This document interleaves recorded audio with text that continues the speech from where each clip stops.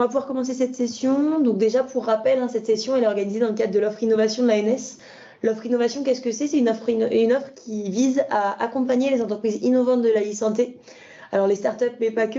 Toutes les entreprises qui proposent des produits innovants dans la e-santé pour que vous puissiez un petit peu découvrir l'univers de la e-santé, l'écosystème, et qu'on puisse vous présenter aussi tous les sujets d'expertise de l'ANS.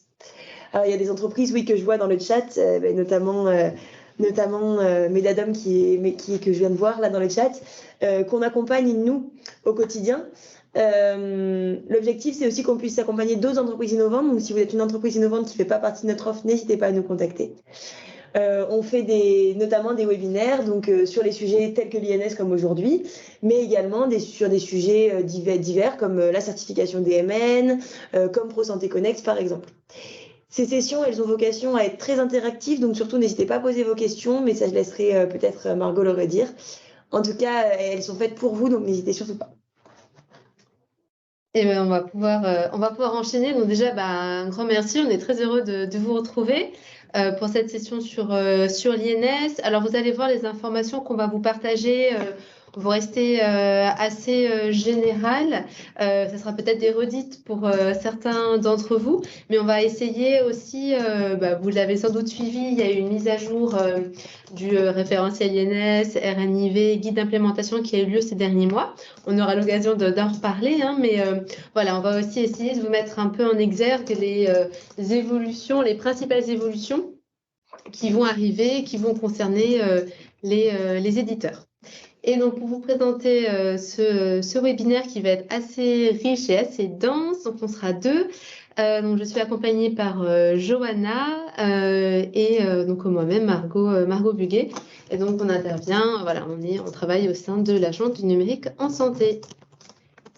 Et sans plus attendre, donc voilà, je vous partage l'ordre du jour qui, comme je vous disais, est assez dense. On va vous faire des rappels assez classiques, présentation générale de ce que c'est que l'INS, l'accompagnement qu'on propose, qui est proposé par le national pour les éditeurs. Et puis, on abordera un peu plus en détail le fameux guide d'implémentation dont je viens de vous parler. On vous détaillera donc les règles et donc les exigences qui concernent les éditeurs. Et donc voilà, c'est ce que vous voyez de la partie 3 à la partie 9, ça concerne ce fameux guide d'implémentation. Et donc, n'hésitez pas au fur et à mesure à poser vos questions dans le chat, on y répondra au fil de l'eau. Alors, je démarre donc sur la présentation générale de l'INS pour vous rappeler ce que c'est, à quoi ça sert, pourquoi la mettre en œuvre. Donc, avant l'arrivée de l'INS, chaque usager pouvait un peu avoir une identité qui pouvait être différente en fonction du professionnel chez lequel il se rendait, à l'hôpital, à la pharmacie. Il pouvait être connu de manière différente en fonction de si jamais il avait donné son nom d'usage, son nom de naissance, son premier prénom ou un autre prénom un peu farfelu. Et donc, tout ça rendait plus complexe l'identité-vigilance, le fait de s'assurer qu'on parle bien de la bonne personne, qu'on est bien sur le bon dossier de la bonne personne. Et puis, forcément, ça rendait aussi beaucoup plus compliqué tout ce qui était échange et partage de données de santé entre un professionnel, une structure, un hôpital, une structure médico-sociale, etc., etc. Et donc, l'INS, qu'est-ce que c'est? Donc, déjà, l'INS, c'est l'identité nationale de santé. Il y a un moment, au tout début, on parlait d'identifiant national de santé, mais en réalité, l'INS, c'est plus qu'un simple matricule INS. Donc, c'est pour ça qu'on a renommé et qu'on parle plus d'identité nationale de santé. C'est une identité qui est unique à chaque personne, qui est également une identité de référence et qui est pérenne. Vous avez donc l'INS est composé de différents traits. Vous avez le matricule INS, le NIR ou le NIA, l'identifiant à proprement parler. Vous avez également ce qu'on appelle l'OID. L'OID, c'est plutôt un identifiant qui est technique, qui permet de distinguer la nature du matricule INS. Est-ce qu'on parle d'un NIR ou d'un NIA? Donc, ça va pas forcément afficher dans les logiciels, mais on le verra juste après. Et ensuite, troisième composante de l'INS, les 5 traits d'identité que vous voyez affichés sur la diapo, à savoir le nom de naissance, les prénoms de naissance, la liste des prénoms de naissance, la date de naissance, le sexe et le code INSEE, le code du lieu de naissance ou du pays de naissance. Et c'est un code qui est différent du code postal. Et donc, cette INS provient des bases nationales de référence et les usagers, le professionnel, l'utilisateur de vos logiciels va pouvoir aller récupérer cette INS en faisant appel au téléservice INSI qui est mis en œuvre par la CNAM et que vous allez intégrer dans vos logiciels si ce n'est pas déjà fait. Donc, je vais vous en parler. Donc, pour récupérer cette INS, cette identité nationale de santé, il faut utiliser un téléservice qui s'appelle le téléservice INSI.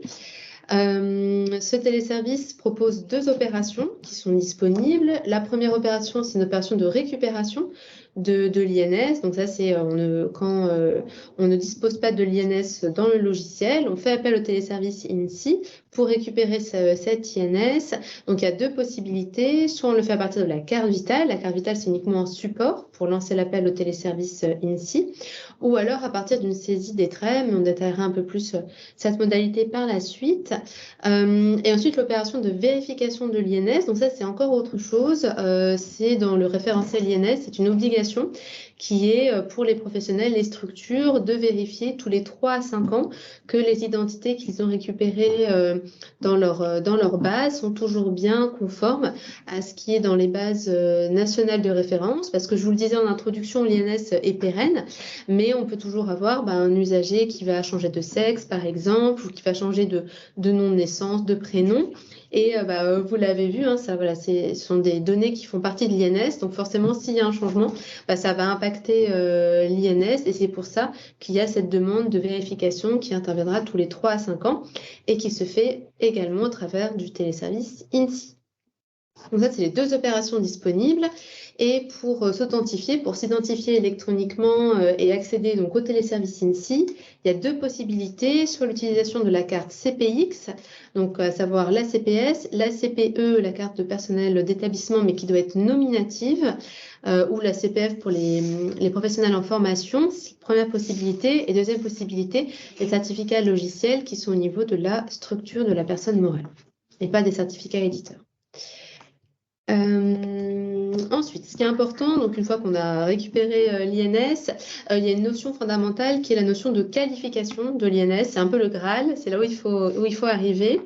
Et donc, pour atteindre cette qualification de l'INS, il y a 2 actions à réaliser. La première, on vient d'en parler, c'est d'utiliser le téléservice INSI, soit pour récupérer l'INS ou alors pour le vérifier. Et la deuxième action, ça qui est plutôt d'ordre métier, c'est de s'assurer que ce qui a été renvoyé par le téléservice INSI, que l'INS correspond bien et bien cohérent avec l'identité de l'usager qu'on va trouver sur ce qu'on appelle un dispositif d'identité à haut degré de confiance. Donc c'est une pièce d'identité, comme par exemple un passeport, une carte nationale d'identité, un titre de séjour. Ça, c'est ce qu'on appelle la partie plutôt identito-vigilance et toutes ces bonnes pratiques d'identito-vigilance sont décrites dans un référentiel qui s'appelle le référentiel national d'identito-vigilance, mais pareil, on aura l'occasion de revenir là-dessus. Donc, retenez, pour arriver à la qualification, appel au téléservice INSI, plus validation de l'identité, vérification de la cohérence entre ce que m'a renvoyé le téléservice INSI et ce qu'il y a d'inscrit sur la pièce d'identité de l'usager. Pour s'assurer qu'on ne va pas coller une INS à la mauvaise personne, parce que vous imaginez bien, si jamais on commence à avoir une identité, associer une INS à la mauvaise personne, alors que l'INS est censée être un petit peu la clé de référence dans tout le parcours de l'usager, vous imaginez les conséquences que ça peut avoir derrière. Également, comment diffuser l'INS? Pareil, on aura l'occasion de revenir là-dessus. Vous avez déjà une annexe du CICIS qui décrit un petit peu les évolutions sur tous les standards d'interopérabilité. Et ensuite, donc ça c'est une première chose, de diffuser de manière informatisée, mais l'INS doit également être présent sur toutes les données de santé qui peuvent être imprimées ou en tout cas qui sont au format papier. Et donc, dans ce cas-là, l'INS doit être inscrit en clair et également sous la forme d'un data matrix. Et là, vous avez un exemple de ce qu'on appelle de cartouche INS. Et c'est un exemple. Et vous avez notamment un document sur le site de l'ANS qui vous présente quelques exemples de cartouches que vous pouvez réutiliser si besoin. En résumé, donc pour aller assez rapidement, les impacts de l'INS pour les professionnels, structures, les impacts pour eux, donc déjà récupérer l'INS de l'usager, sécuriser l'identification des usagers en appliquant les règles d'identitovigilance. Donc ça renvoie au référentiel national d'identitovigilance dont je vous parlais. Et puis une fois que ces deux actions sont faites, on est arrivé sur un stade de qualification et on peut utiliser l'INS pour référencer les données de santé. Côté usager, le principal impact, ça va être d'apporter la preuve de son identité lors d'une première prise en charge ou lors d'une nouvelle venue chez le professionnel. En tout cas, cette validation de l'identité n'est à réaliser qu'une seule fois, tout comme la qualification de l'INS. Une fois que c'est fait, il n'y a pas besoin d'appeler le téléservice à chaque venue de l'usager ou de leur demander sa petite identité à chaque fois. Ça se fait une seule fois et après, j'ai envie de dire, basta, c'est terminé. Et après, côté éditeur, on va le détailler un peu aujourd'hui. Il y a 3-4 marches principales à franchir. Premièrement, d'intégrer le téléservice INSI. Deuxièmement, d'implémenter l'INS dans votre référentiel, dans votre logiciel. La diapo n'est pas à jour, excusez-moi. Et troisième marche qui va être diffuser l'INS. Et l'INS, donc en quelques mots, en synthèse, donc c'est une entité qui est unique, qui est pérenne, qui permet de faciliter l'échange et le partage des données de santé entre les professionnels, mais également avec l'usager. C'est composé principalement d'un numéro, d'un identifiant qu'on appelle le matricule INS, de 5 traits d'identité. Ça provient des bases nationales de l'état civil, principalement de l'INSEE. On le récupère, les professionnels peuvent le récupérer via le téléservice INSI. On y ajoute le fait de valider l'identité, de respecter les règles qui sont décrites dans le référentiel national d'identitovigilance. On arrive à la notion de qualification et on peut ensuite diffuser l'INS avec les données de santé, avec surtout les données de santé qui sont transmises soit sous format papier ou sous format dématérialisé. Voilà, je poursuis, mais voilà, n'hésitez pas si jamais il y a des questions. Donc voilà, je vous disais 3-4 marches à franchir. Première marche, tout ce qui va concerner l'intégration du téléservice INSI. Donc les travaux vont être amenés avec le GIE Sésame Vital. C'est eux qui vont vous accompagner sur cette partie plus technique, qui est plus de tuyauterie pour vous raccrocher au téléservice INSI. À la fin de cette étape-là, vous aurez une autorisation à passer auprès du CNDA pour valider l'intégration du téléservice INSI dans votre logiciel. Une fois que vous avez l'autorisation du CNDA, ce n'est pas terminé. Les travaux ne sont pas terminés. Vous avez toute la partie plutôt implémentation de l'INS où vous allez devoir respecter les différentes exigences qui sont listées dans le guide d'implémentation. Et c'est ce qu'on va vous détailler juste après. Et une fois que tout ça sera terminé, il y a la partie diffusion. On va s'assurer qu'on est en capacité de diffuser l'INS correctement et qu'il n'y ait pas de bug tout au long de la chaîne de diffusion. Alors, on a essayé de vous mettre quelques bonnes pratiques, on va dire, vous donner quelques clés pour essayer de vous faire gagner un petit peu de temps dans vos travaux, en tout cas de vous pointer les choses sur lesquelles on a vu que certains éditeurs avaient pu buter. Donc déjà, je voulais préciser, mais je vous le redis, l'autorisation du CNDA n'est pas suffisante pour considérer une solution comme étant conforme INS. Il y a aussi toute la partie sur le guide d'implémentation à respecter. Et cette partie-là, guide d'implémentation, peut être assez conséquente en fonction de là où part votre logiciel, de là où vous en êtes. Ces deux travaux, ces travaux à la fois d'intégration du téléservice INSI avec le GIE Sésame Vital, le CNDA, et ceux qui portent sur le guide d'implémentation, vous pouvez tout à fait les réaliser en parallèle. Il n'y a pas besoin d'avoir terminé une étape avant de démarrer la suivante.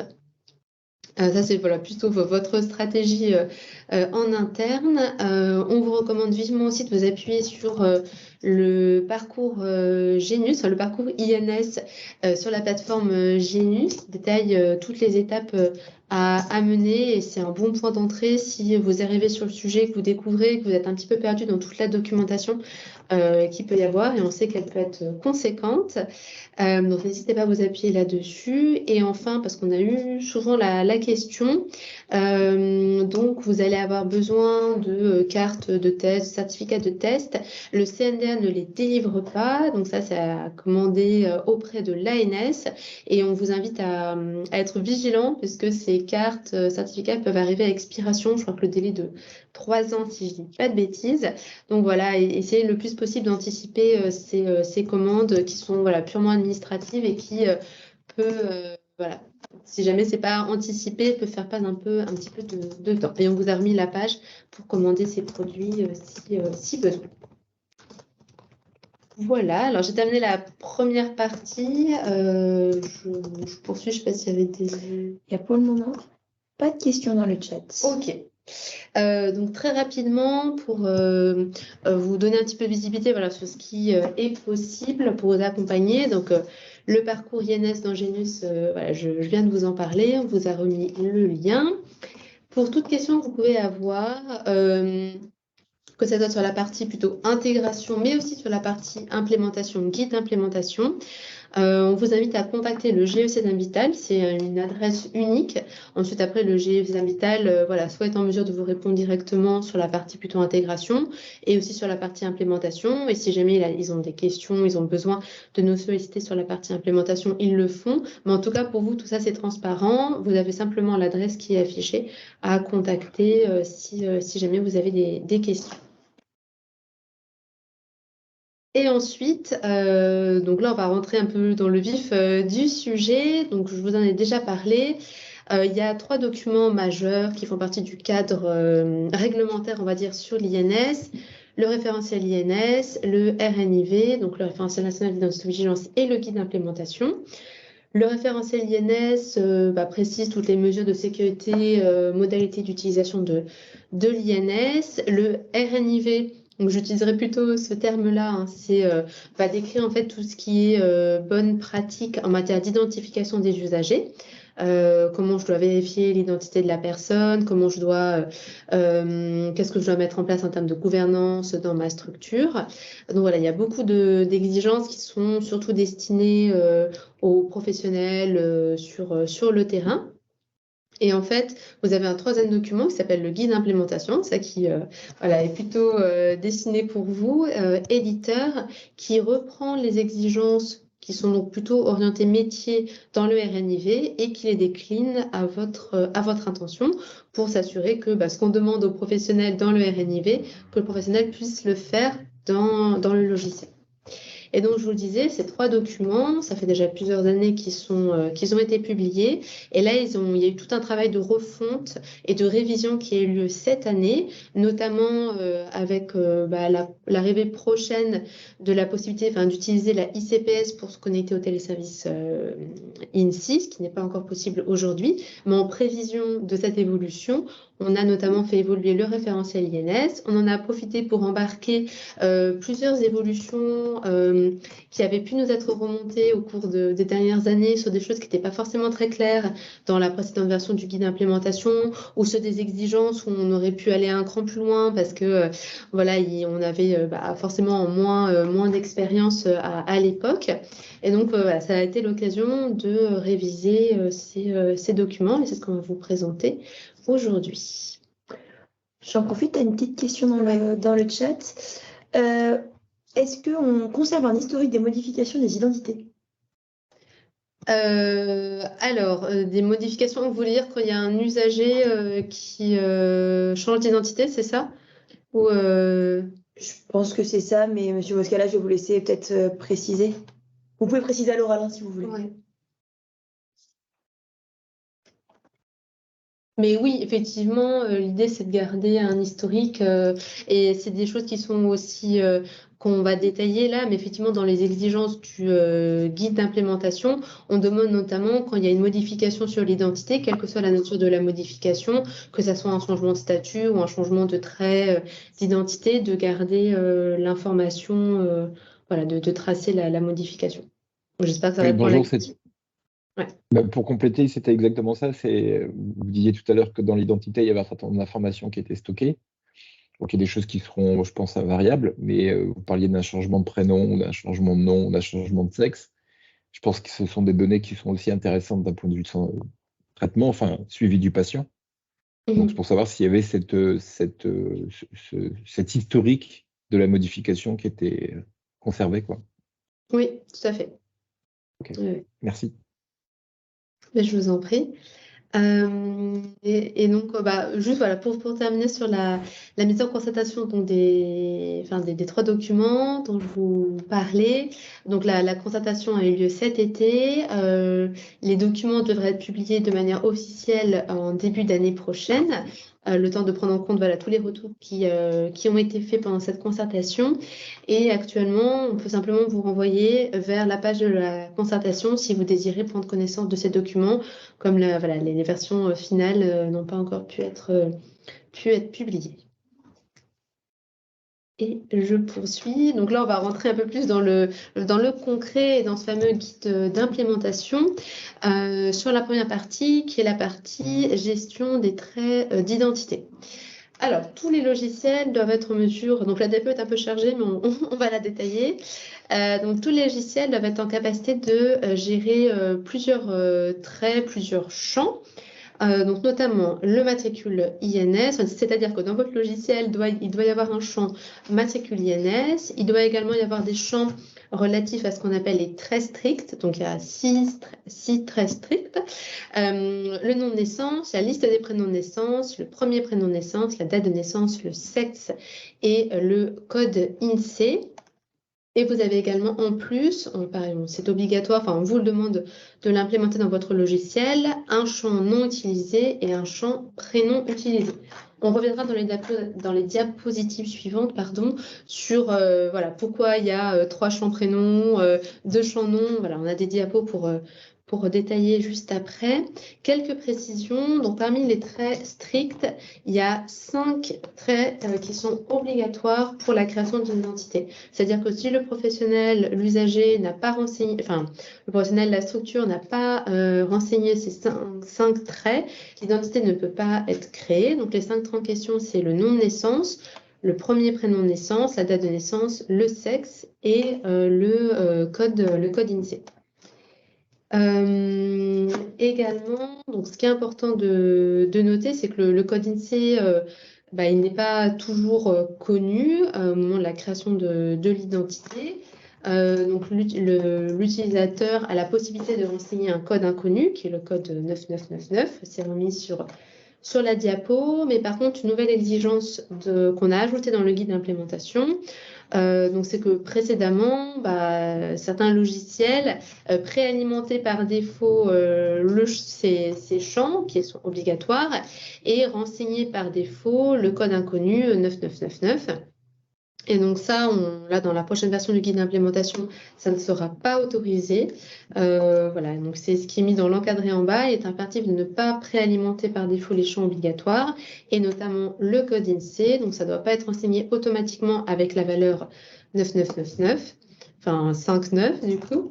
Et également, nouvelle exigence en rapport, en lien avec ces codes INSEE, c'est qu'on demande au logiciel d'implémenter les référentiels de l'INSEE, donc qui contiennent la liste des codes officiels géographiques de ces codes INSEE, avec la codification pour également les pays et les territoires étrangers, et également les différents mouvements qu'il peut y avoir sur ces codes INSEE, puisque certains peuvent évoluer avec le temps, des fusions de communes, etc.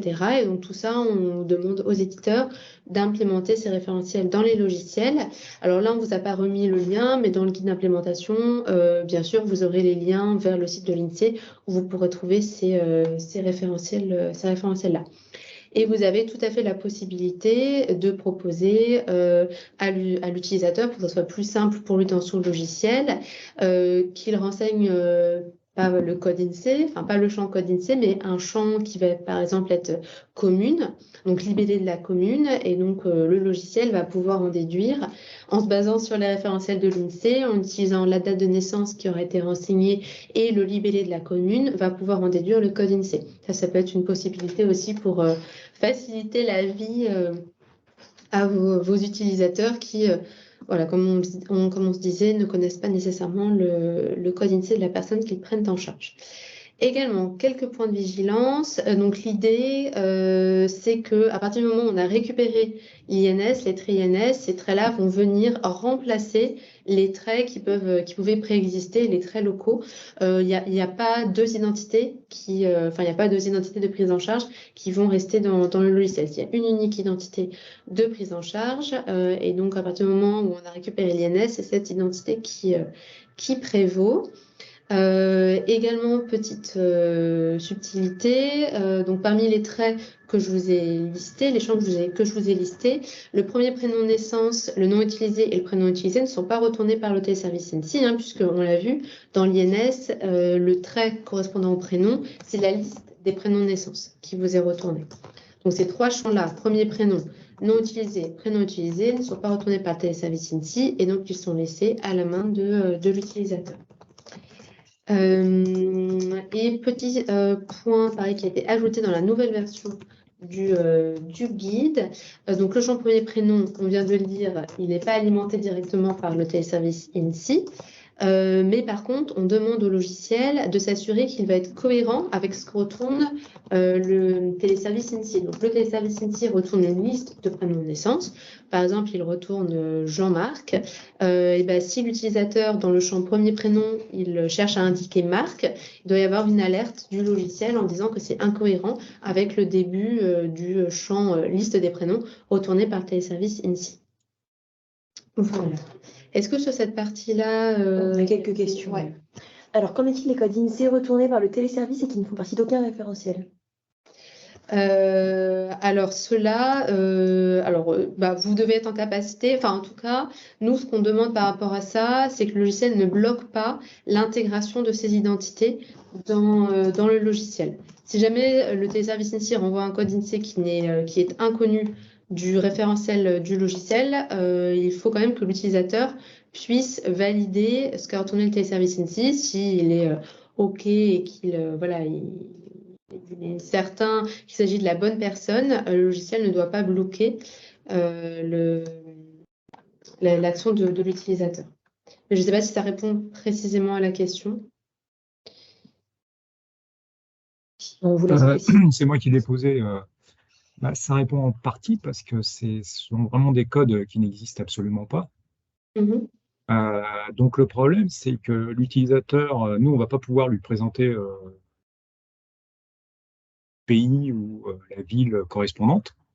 Il voit juste un code et selon les règles que la plupart du temps il applique, il ne va pas accepter puisqu'il ne connaît pas le lieu de naissance finalement. Il ne peut pas vérifier que le lieu de naissance est correct. Je peux ajouter une petite chose, Florence Aznar du MIPI. Alors, je ne sais pas où on l'a récupéré. On a quand même une nomenclature des codes extension qui a été. Oui. Ouais, mais elle n'est pas complète en fait. On m'a confirmé qu'elle n'était pas complète déjà, et qu'on ne devait pas l'utiliser. Donc, nous, on l'utilise. Moi, je ne comprends pas bien. Ouais. Si, alors je ne sais pas exactement qui vous a indiqué que vous ne pouviez pas l'utiliser, mais si les codes d'extension de la CNAV, vous pouvez tout à fait les utiliser. Après, effectivement, il faudrait qu'on voit comment ressolliciter la CNAV pour avoir éventuellement, de manière plus exhaustive ou des codes à jour. Vous me confirmez que les 1400 et quelques codes d'extension qui font partie du document doivent être implémentés chez nous pour faire une conversion plus ou moins proposée une ville qui vraiment existe, quoi, un code. Oui, effectivement, oui, tout à fait. D'accord, c'est pas ce qu'on nous avait dit. Moi, je rajouterais une chose, c'est qu'au niveau de l'identité, c'est un peu particulier parce que, par exemple, pour les codes d'extension de communes, Du coup, c'est étonnant que dans l'identité soit utilisé ce code d'extension de commune, hein, puisque c'est pas une commune. Qu'il soit dans le Oui, tout à fait. numéro d'INSEE, je veux bien qu'il soit dans le numéro, parce que là, c'est pour générer un numéro unique, mais là, le code commune, quand même, enfin, ça oblige des gros développements pour contourner. Voilà, bon, mais... Oui, oui, ça on sait effectivement qu'effectivement il y a eu des erreurs de saisie, effectivement qu'on n'arrive pas précisément à expliquer. Mais oui, oui, effectivement, ces codes d'extension ne devraient pas figurer dans Dans le lieu le de champ naissance. code Le lieu INSEE de et naissance, simplement ouais. dans le NIE. Ouais, tout à fait. Alors je vois le temps qui passe par contre. Ouais. On a une autre petite question peut-être, du coup, est-ce que tu confirmes bien que la liste des prénoms de naissance n'est donc plus obligatoire? Alors si, elle est toujours obligatoire. Je ne sais pas ce qu'il y a plus. Voilà, non, si, elle est obligatoire. De toute façon, elle vous est retournée par le téléservice INSEE. Donc à partir de là, elle fait partie des 5 traits d'identité qui vous sont retournés. Donc si, elle fait bien partie des traits à utiliser et à implémenter dans votre logiciel. Et peut-être la dernière question avant de changer de sujet, est-ce qu'il y a une API pour tous ces sujets-là, pour récupérer un petit peu tous ces... Alors, il y a des API pour les codes INSEE. Oui, il me semble que c'est mis à disposition sur le site de l'INSEE, soit avec une API ou alors des fichiers. Mais je suis pas certaine que pour tous les fichiers, il y a une API. Mais en tout cas, oui, C'est il me une semble que API. c'est bon. Ok, bon, bah, parfait. Je pense que tu peux enchaîner, on n'a plus de questions dans le chat. Alors, très rapidement, du coup, pour préciser voilà, pourquoi il y a plusieurs champs prénoms, plusieurs champs noms.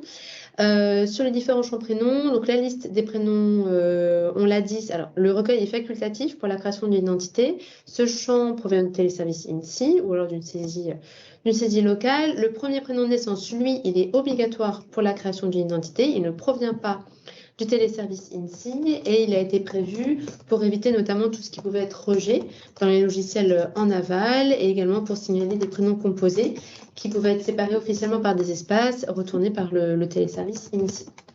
Et enfin, le dernier champ, le prénom utilisé. Donc ça, pourquoi ce champ? C'est un prénom qui est utilisé si jamais l'usager a... Enfin, c'est le prénom qui est porté dans la vie courante par l'usager, qui peut être soit un des prénoms de naissance ou un autre prénom choisi par l'usager. Il n'est pas obligatoire pour la création d'une identité. Il ne provient pas du téléservice INSEE et ce champ est principalement là pour tout ce qui va être relation soignant-soigné, pour que le professionnel sache le prénom que souhaite utiliser l'usager, le patient pour se faire soigner, se faire prendre en charge. Et ensuite, concernant les champs noms, un peu le même principe, 2 champs, le nom de naissance, recueil obligatoire pour la création d'une identité. Il provient du téléservice INSEE ou alors du saisie local si on n'a pas encore pu faire appel au téléservice INSEE. Et le nom utilisé, c'est le même principe que le prénom utilisé. C'est le nom qui est porté dans la vie courante. Le recueil est facultatif et il ne provient pas du téléservice INSEE et il est là principalement pour la relation soignant-soigné. Peut-être juste avant de passer à la slide suivante, on demande pas mal le lien des API. On pourra y revenir. On vous en fera un petit mail de toute façon avec la présentation. Ouais. On joindra le lien des API à ce moment-là. Oui. Et puis même le lien aussi vers les référentiels de l'INSEE, on vous remettra tout ça. Et vers les codes extension de la CNAV, du coup, on vous rajoutera aussi le lien. Un petit focus sur la recherche d'antériorité. Donc là, l'idée, c'est de s'assurer, le professionnel veut s'assurer qu'il n'y a pas, recherche dans son logiciel si un dossier existe déjà au nom de l'usager. Donc par rapport à cette recherche d'antériorité, plusieurs exigences. Cette recherche doit être insensible à tout ce qui est apostrophe, tiré, que ce soit simple ou double, au caractère accentué, aux accents ou aux signes diacritiques, donc comme les cédilles. Elle doit permettre d'interroger sans distinction sur les champs non naissance et champs non utilisés, sur les champs premier prénom naissance et prénom utilisé. Des nouvelles exigences ajoutées dans la nouvelle version du guide, interdiction d'utiliser une barre de recherche multicritère, vous savez un peu type moteur de recherche, si jamais il n'y a pas de distinction des traits interrogés dans cette barre de recherche. Et une fois que la recherche a été effectuée, dans le retour de la recherche, l'affichage doit comporter à minima le nom de naissance, le nom utilisé, le premier prénom de naissance, le prénom utilisé, la date de naissance, le sexe et le statut de l'identité. On reviendra un petit peu plus dessus un peu plus tard. Donc provisoire, validé, récupéré ou qualifié. Voilà, est-ce que par rapport à ça, c'est clair je poursuis. Sur les accès aux données, là encore, il y a eu des nouvelles exigences qui ont été ajoutées. Alors déjà, les accès à l'INS, à l'identité et les accès au téléservice INSI doivent être tracés. Le responsable de traitement ou la structure, le professionnel doit avoir la possibilité aussi de gérer des habilitations qui vont être suffisamment fines pour que seules les personnes autorisées puissent accéder à l'INS, à l'identité et puissent aussi accéder au téléservice INSI. Donc voilà, vous devez prévoir des habilitations, enfin différents niveaux d'habilitation. Et une nouvelle exigence donc, qui a été ajoutée, qui est, on demande en fait au logiciel d'avoir un profil qui n'a pas accès aux identités, enfin de prévoir un profil qui n'a pas accès aux identités. Donc ça, c'est surtout en lien avec tout ce qui est RGPD. Et donc cette habilitation, elle va concerner tous les logiciels, sauf à l'exception de logiciels type référentiel d'identité et qui n'intègrent aucun autre module en dehors du référentiel d'identité. Comme autre module, on peut imaginer par exemple des modules de statistiques. Donc pour les logiciels qui sont un peu type référentiel d'identité et pour lesquels on a besoin d'avoir accès à l'identité, sinon l'intérêt du logiciel n'en a pas vraiment, forcément cette exigence ne s'applique pas à ce type de logiciel. Mais sinon pour tous les autres logiciels, on demande la création de ce profil. Donc j'ai terminé la partie sur les traits d'identité, la gestion des traits d'identité. Est-ce qu'il y avait des questions ou je passe à la gestion des statuts de l'identité. Alors donc, très rapidement, on demande au logiciel de gérer 4 statuts d'identité. Le statut identité provisoire qui correspond au fait que l'utilisateur, l'usager, le professionnel, la structure n'a pas fait appel au téléservice INSI et n'a pas validé l'identité de l'usager, ne l'a pas vérifié avec une pièce d'identité. On est sur une identité provisoire, donc qui a été créée localement. Deuxième statut, l'identité récupérée. Là, on a simplement fait appel au téléservice INSI, mais on n'a pas fait l'action d'identité-vigilance. À l'inverse, on a fait l'action d'identité-vigilance, on a vérifié la pièce d'identité de l'usager, mais on n'a pas encore eu le temps de faire appel au téléservice INSI. On est sur une identité validée. Et quand on a fait ces 2 actions, appel au téléservice INSI, validation de l'identité, on est sur une identité dite qualifiée. Donc voilà, on demande au logiciel d'avoir ces 4 statuts. Et là, ça vous permet aussi de voir que ces 2 actions dont on a parlé, appel au téléservice INSI et action d'identité-vigilance, peuvent être réalisées en parallèle si le professionnel le souhaite, mais également peuvent être décorrélées et ne pas se passer en même temps. On peut imaginer, lorsqu'on prépare des préadmissions, par exemple, de faire appel au téléservice INSI pour un certain nombre de dossiers prévus dans la semaine.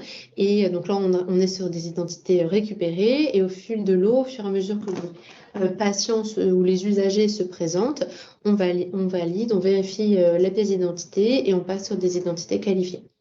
Voilà.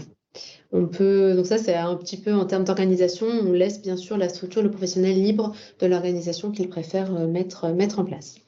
Et nouvelles exigences dans le guide d'implémentation, en plus de ces 4 statuts de l'identité, on exige des logiciels qui prévoient 3 attributs. Donc dans la version précédente, c'était une simple recommandation, ce n'était pas une exigence.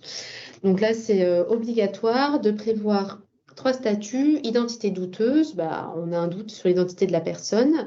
Identité fictive, par exemple pour un VIP qui viendrait et on a besoin de créer une identité fictive. Et dernier attribut, l'identité homonyme pour mettre une alerte au professionnel en disant que dans son logiciel, il y a 2 identités qui sont très très proches et il faudrait qu'il soit vigilant par rapport à ça. Voilà, je poursuis.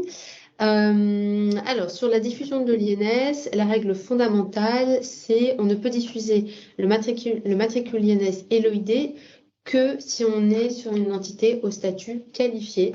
Si on est sur un statut inférieur, on ne peut véhiculer que les traits d'identité, que le nom de naissance, prénom de naissance, etc., mais pas le matricule INS et l'OID. C'est uniquement si on est au statut identité qualifiée.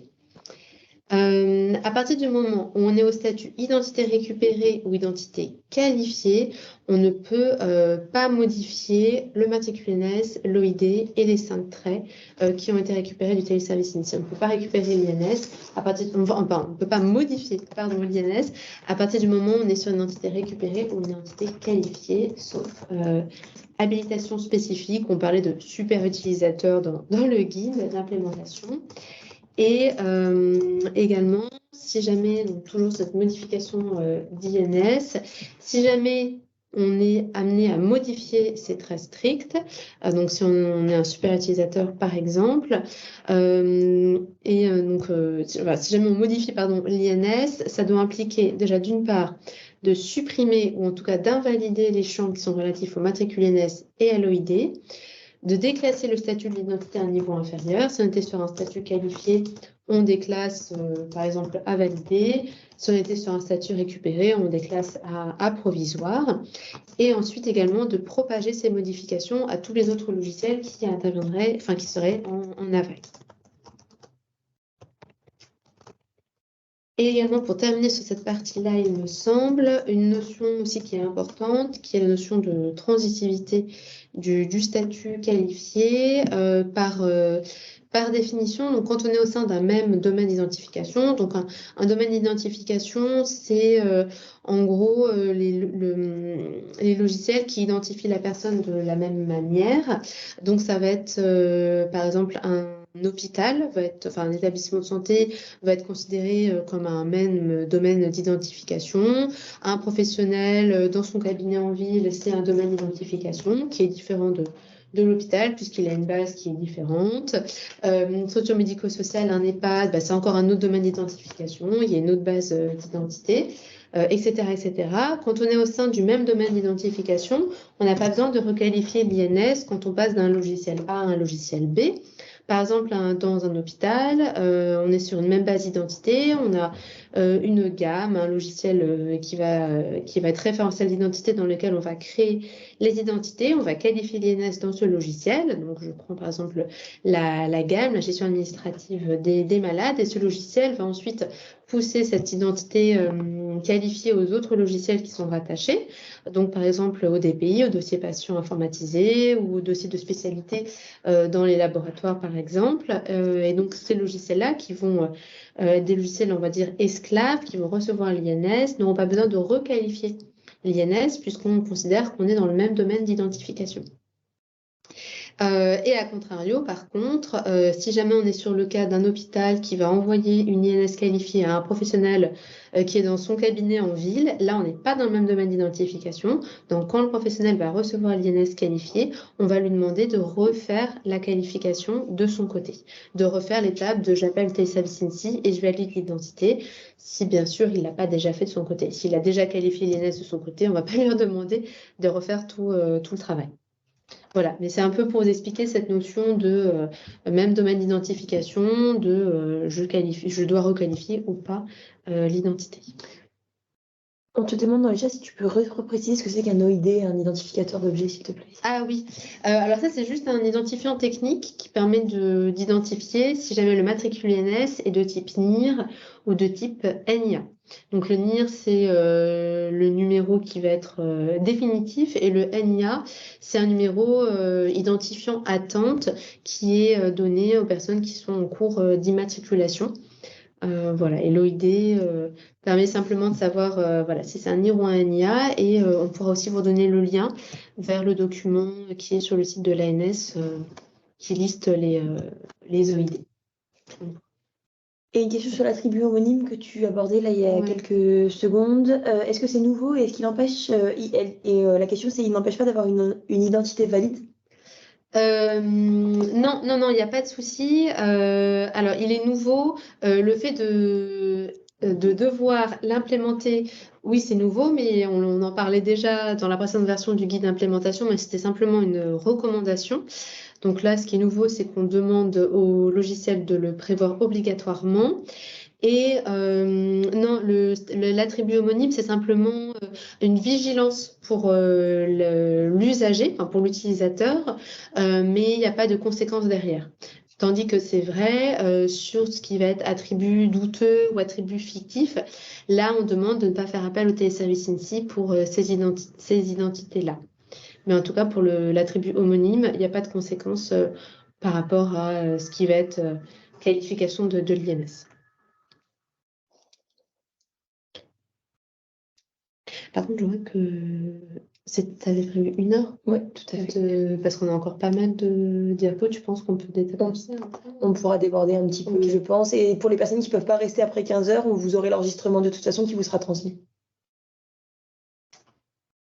Et du coup, je pense que je passe la parole à Johanna.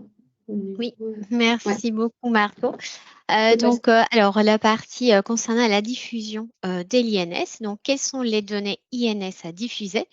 Donc, la nouvelle version du guide d'implémentation fait une distinction à ces sujets entre une identité qualifiée et une identité non qualifiée.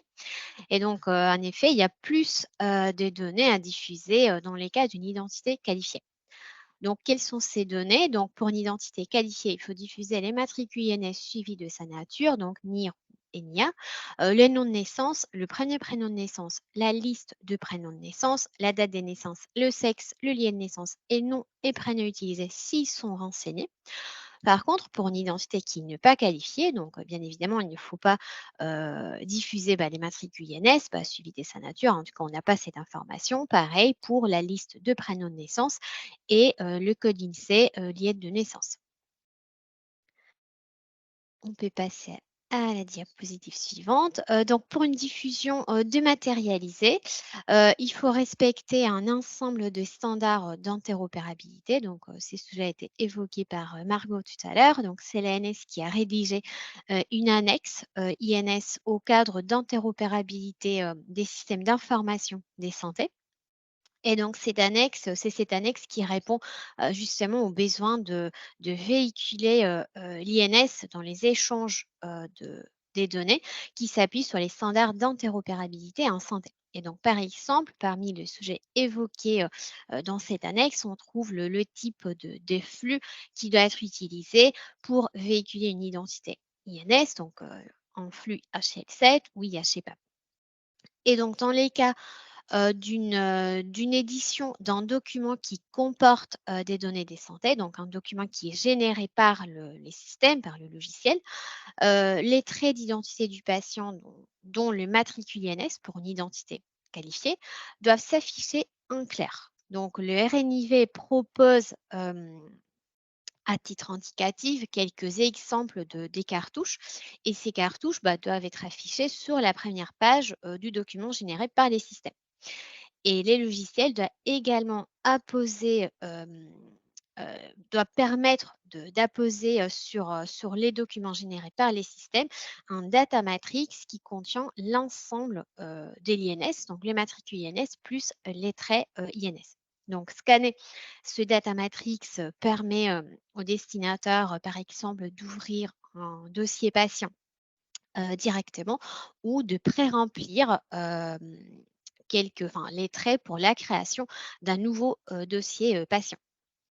Et donc, l'ANS a publié un document dont l'objet est de spécifier ce data matrix et il y a même un outil de validation des data matrix qui est mis à disposition par l'ANS.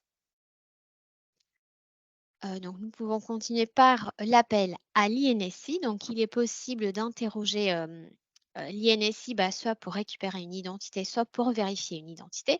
Donc, concernant l'opération de récupération d'INSI, donc tout d'abord pour l'identification électronique de l'usager, donc par exemple le professionnel de santé, il est possible d'utiliser comme moyen d'identification électronique une carte CPX nominative ou il est possible d'utiliser aussi un certificat logiciel.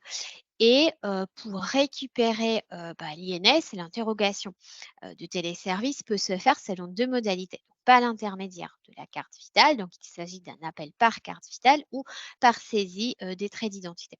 ici, nous avons un appel par trait. Donc, dans les cas d'un appel par carte vitale, il y a une lecture des éléments suivants, donc le NIR de l'individu, la date de naissance, le rang, le nom de naissance du porteur de la carte, donc c'est la facultatif.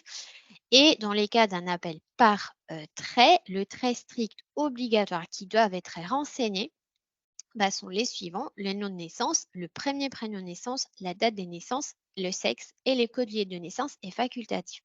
En plus, par rapport à ces derniers traits, le code lié de naissance, il y a une nouvelle précision dans la version 3 du guide d'implémentation. Donc, les codes INSEE ne doivent pas être envoyés en première intention lors de cet appel.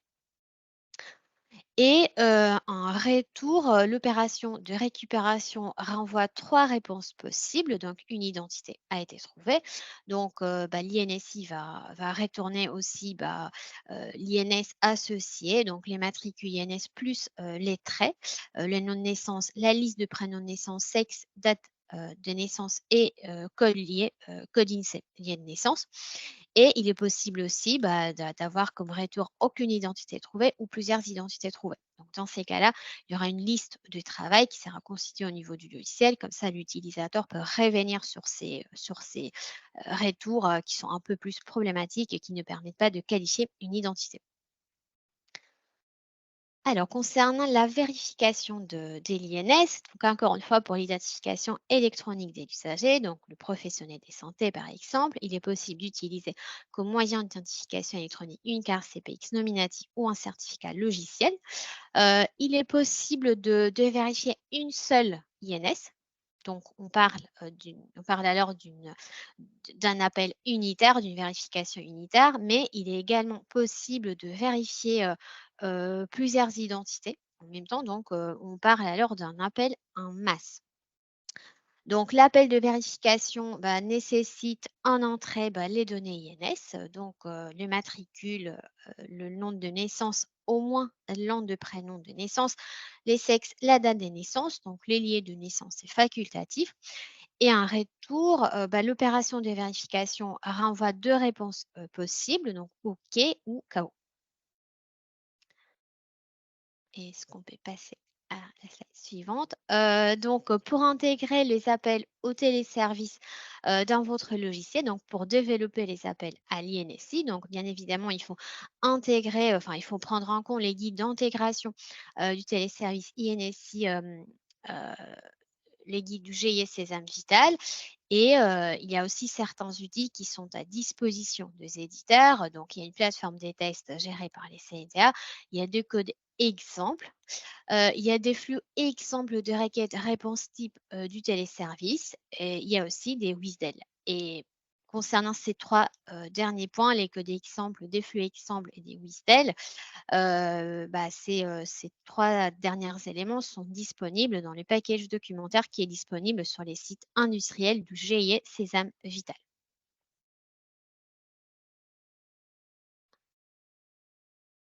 Alors, concernant la récupération des l'INS, donc là, on va voir plus en détail les 2 opérations de téléservice INSI, donc récupération et vérification.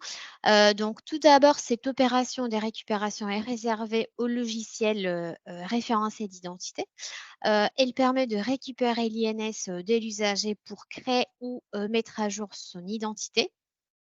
Et cette opération peut être appelée lors de la création d'une identité dans le logiciel, par exemple pour un nouvel usager, ou lors de la mise à jour d'une identité d'un usager déjà connu du système pour lequel le matricule INS ou son ID et le trait strict des références n'ont pas encore été récupérés. Donc, quel est l'objectif de cette opération? L'appel, on voit que l'appel est nécessaire uniquement si l'acteur des santé n'a pas encore une identité au statut identité récupérée ou identité qualifiée. Voilà. Et le système d'information doit permettre d'autoriser ou interdire l'appel au téléservice NSI pour les identités au statut identité provisoire. Donc ça, c'est encore une fois une nouvelle précision qui a été ajoutée dans la nouvelle version 3 du guide d'implémentation. Et donc cet appel à l'opération des récupérations peut intervenir dans différents contextes. Donc on vous donne quelques exemples. Par exemple, en présence du patient lors de son accueil administratif, en amont de sa venue, donc on peut avoir une gestion de préadmission par exemple, et aussi à partir d'informations transmises par entière. Voilà, dans les cas de la télémédecine, par exemple. Et alors, de manière synthétique, quelques éléments concernant la cinématique d'implémentation de l'opération des récupérations d'INSI. Donc, l'opération est parcourue en 4 étapes. Donc, première étape, c'est l'appel INSI. Deuxième, la traçabilité du retour d'INSI. Troisième, affichage du retour d'INSI. Et dernière étape, l'alimentation de l'identité. Donc pour l'appel au téléservice INSI, donc il est possible de lancer l'appel sur action utilisateur ou automatiquement et il est possible de lancer l'appel pour un dossier ou pour un ensemble de dossiers d'une liste de travail. Donc on peut faire une recherche séquentielle. Donc petite précision, une telle récupération séquentielle pour un ensemble de dossiers ne signifie pas une qualification automatique. Signifie pas une qualification en masse. Donc, une action utilisateur est attendue, notamment pour les identités non qualifiées. Alors, concernant la traçabilité, bah, il faut tracer tout appel à l'INSI, il faut tracer aussi les retours, donc si c'est une identité trouvée, aucune identité trouvée, plusieurs identités trouvées, et l'image du retour si une identité a été trouvée. Et il faut tracer également l'utilisateur qui a eu accès au téléservice, ainsi que la date et l'heure de cet accès. Donc concernant l'affichage du retour de l'INSI, donc il faut mettre en évidence les éventuelles différences entre les traits retournés par l'INSI et les traits locaux. Donc il s'agit là, d'un élément d'une précision qui a été ajouté dans la nouvelle version du guide d'implémentation. Un écran de comparaison des traits doit être systématiquement affiché, pour mettre en évidence, les différences. Et dernière étape du processus, donc alimentation de l'identité par les données retournées par l'INSI.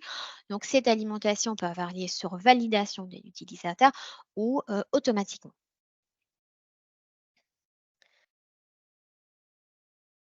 Alors, on peut continuer avec la vérification des INS. Donc, l'opération de vérification permet de s'assurer qu'une INS présente dans le logiciel ou une INS transmise par entière est identique à celle existante dans les bases d'état civil. Et tout logiciel peut procéder à une telle opération. Donc, ce n'est pas quelque chose qui est réservé au logiciel référentiel d'identité. Et donc voilà, tout logiciel peut procéder à une telle opération dans les cadres de la réception d'une INS à l'occasion, par exemple, d'un échange ou partage de données des santé. Donc, cependant, uniquement les référentiels d'identité peuvent vérifier de manière périodique tous les 3 à 5 ans les INS contenus dans la base du service et uniquement le référentiel d'identité peut vérifier l'INS de l'usager en amont ou lors de sa prise en charge, par exemple, lors de la gestion de préadmission.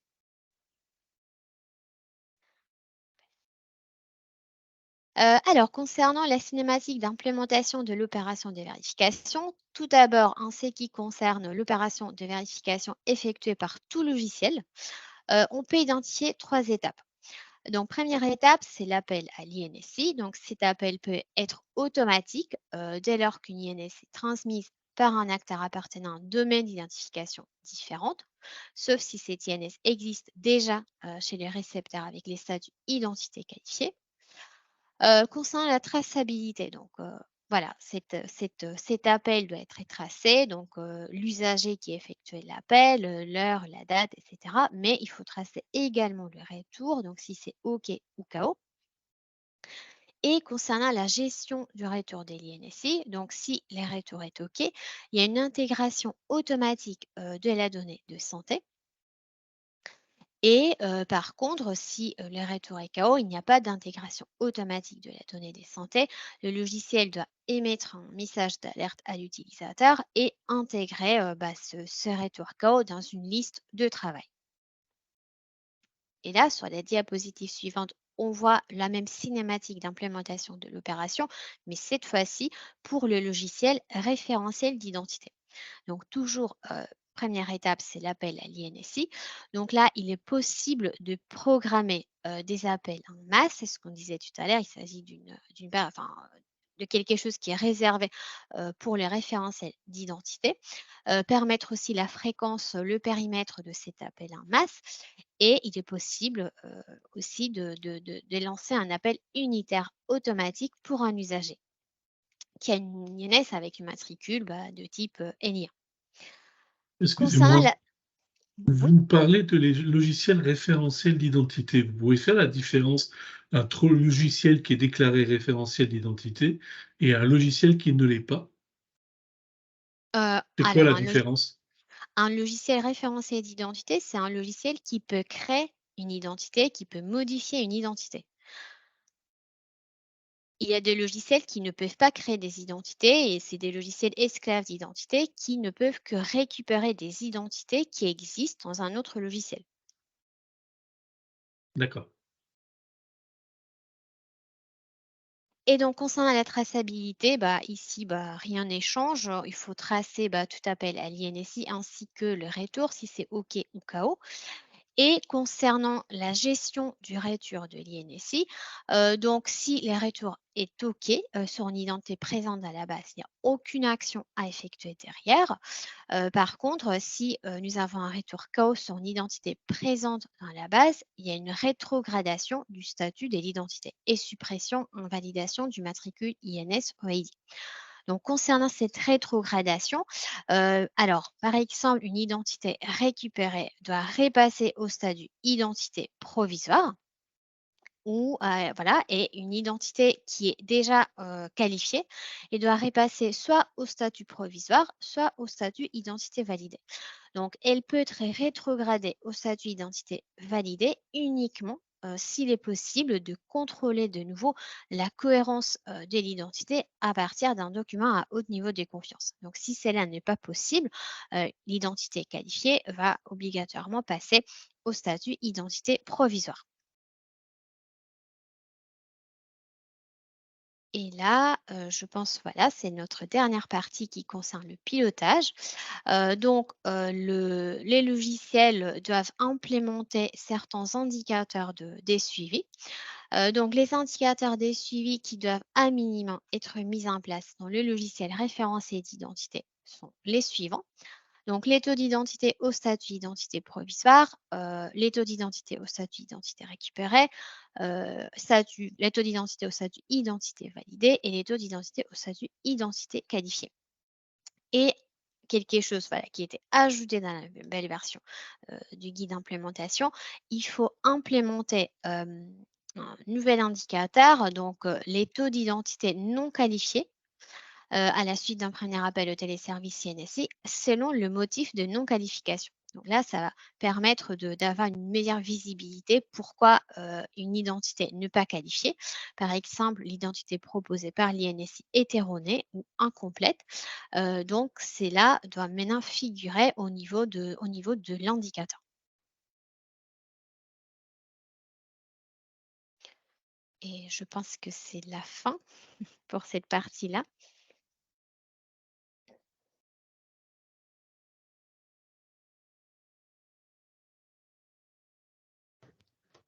Ouais. Alors, on avait commencé à répondre aux questions que vous nous aviez posées. Alors, sur la toute dernière, oui, on vous transmettra toutes les informations. Après, il y avait une question sur la liste de motifs. J'imagine que ça faisait référence à la diapo, la pilotage, c'est ça? Oui, il y a une liste de motifs. Tout est dans les guides d'implémentation. Je peux vous donner quelques exemples. Par exemple, voilà, c'est l'identité retournée par les téléservices erronés, l'identité n'est pas complète. On peut avoir aussi motif autre, les téléservices n'est pas disponible, par exemple. Voilà, et nous, notre objectif, c'est de lister tous ces motifs dans la nouvelle version du guide d'implémentation. Il y avait Est-ce que- également une autre... Ah, pardon. J'ai une question sur justement l'ensemble de ces statuts. qui viennent fortement compliquer et complexifier nos solutions logicielles. Alors, je parle de solutions logicielles pour les cabinets médicaux de ville. Je ne sais pas si en établissement, il y a effectivement un besoin important de savoir qu'une identité est provisoire ou validée, voire douteuse ou autre. Mais en tout cas, dans le monde libéral, un professionnel de santé dans son cabinet ne va pas s'amuser à aller dire tiens, j'ai une identité douteuse ou j'ai une identité fictive ou elle est provisoire. Généralement, ils n'ont pas le temps d'aller saisir ce type d'information. Or, là, vous nous imposez, au niveau de l'ensemble des éditeurs, de rajouter des fonctionnalités qui ne seront jamais utilisées par les professionnels de santé. Un professionnel de santé dans la ville, il lit la carte vitale, il a les données de la carte vitale, il appelle l'INSI, il qualifie l'identité du patient. Et je vais même plus loin, lorsqu'il y aura l'appli carte vitale, on va avoir l'identité qualifiée qui va descendre directement de l'appli carte vitale. Alors, pourquoi imposer de tels statuts aux éditeurs? Il n'y a rien de tel que de complexifier le travail des professionnels de santé. Les statuts, c'est pas aux professionnels d'aller changer le statut, hein, ça se fait automatiquement dans le logiciel, et après les attributs, nous on demande à ce qu'ils soient implémentés dans le logiciel, mais après si le professionnel n'en a pas l'utilité au quotidien, il n'est pas obligé de les utiliser, hein. Il n'y a pas de souci. Et effectivement, comme vous l'indiquez tout à fait, la carte vitale, l'application carte vitale, effectivement, c'est tout à fait l'idée que ça puisse directement, enfin, le professionnel puisse obtenir directement une identité qualifiée et que ça simplifie après son travail. Oui, mais vous imposez aux éditeurs d'être, notamment dans le cadre du Ségur, à développer et à mettre en place des champs de saisie, des vérifications, des modifications de statut en fonction de la saisie d'un utilisateur qu'il n'utilisera jamais. Parce qu'il passera par la carte vitale et il utilisera directement les informations de l'appli carte vitale à terme. Voilà. Alors, je vois juste le temps qui passe. Il y avait une autre question. Alors, Johanna, je ne sais pas si tu vas voir les éléments, mais quand il n'y a pas de différence, tu sais, entre les traits qui sont en entrée et les traits en sortie, est-ce que l'écran doit être obligatoirement affiché ou pas? Non, l'écran doit être affiché obligatoirement s'il y a une différence. Alors, il y avait aussi une question sur quand on dit appeler des services initiés, est-ce que c'est un appel API? Je n'ai pas vu d'URL dans la documentation. Alors ça, malheureusement, nous, on va être très limité. On ne va pas pouvoir vous répondre parce que c'est surtout un sujet qui concerne le GE16M Vital. Mais j'imagine, je sais qu'il y a d'autres éditeurs qui sont déjà passés par ces étapes-là. Donc, si jamais vous avez les éléments, voilà, n'hésitez pas à les mettre dans la conversation et sinon, on se renseignera auprès du GE16M Vital là-dessus. Et après, pareil, sur la partie INSI Auto, INSI Manu, ça, moi, c'était les seules informations, ce que je vous ai communiqué, que j'avais. Donc, effectivement, moi, c'est la compréhension que j'en ai, Pierrick, de ce que vous indiquez. Mais par contre, on va se le faire confirmer là-dessus.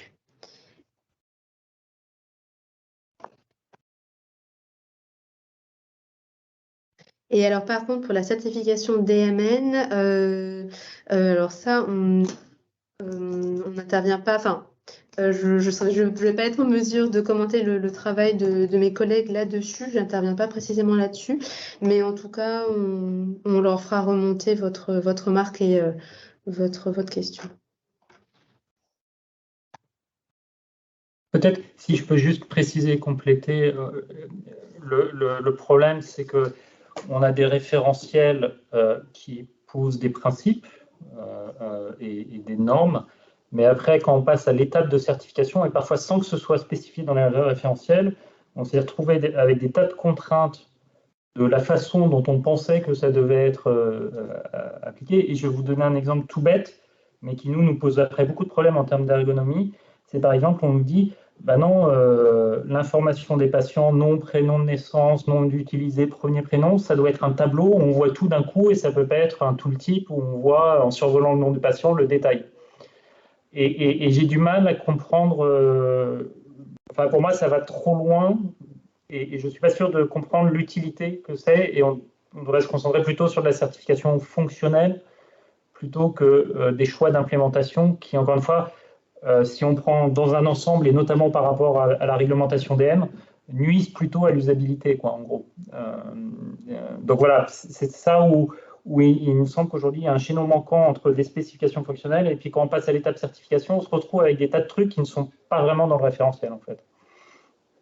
Pour tout ce qui concerne la certification DMN, l'ANS va organiser un webinaire. Alors, il n'y a pas de date encore qui a été planifiée, mais je pense que ça va être alors décembre ou janvier, si je ne dis pas de bêtises.